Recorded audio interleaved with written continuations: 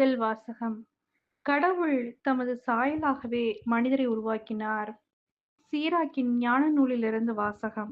அதிகாரம் 17, இறைவசனங்கள் 1 முதல் 15. ஆண்டவர் மனிதரை மண்ணால் படைத்தார். மீண்டும் அந்த மண்ணுக்கே திரும்புமாறு செய்கிறார். அவர்களுக்கு ஒரு குறிப்பிட்ட காலவரையை வகுத்தார். மண்ணுலகில் உள்ளவற்றின் மீது அவர்களுக்கு அதிகாரம் அளித்தார்.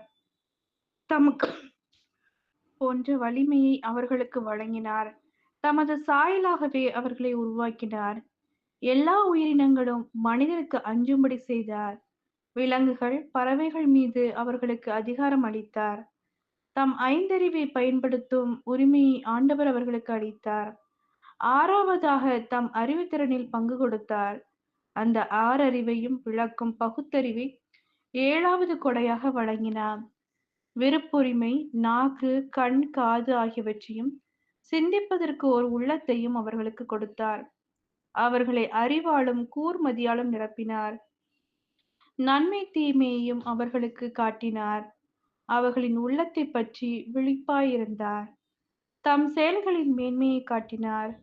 தம் வியத்தகு செயல்கள் பற்றி என்றும் பெருமைப்படும் உரிமையை அவர்களுக்கு அளித்தார். அவர்கள் அவரது திருப்பெயரை புகழ்வார்கள். இவ்வாறு அவருடைய செயல்களின் மேன்மையை பறைசாற்றுவார்கள். அறிவை அவர்களுக்கு வழங்கினார். வாழ்வளிக்கும் திருச்சட்டத்தை அவர்களுக்கு உரிமையாக்கினார். அவர்களுடன் முடிவில்லா உடன்படிக்கை செய்து கொண்டார். தாம் தீர்ப்புகளை அவர்களுக்கு வெளிப்படுத்தினார்.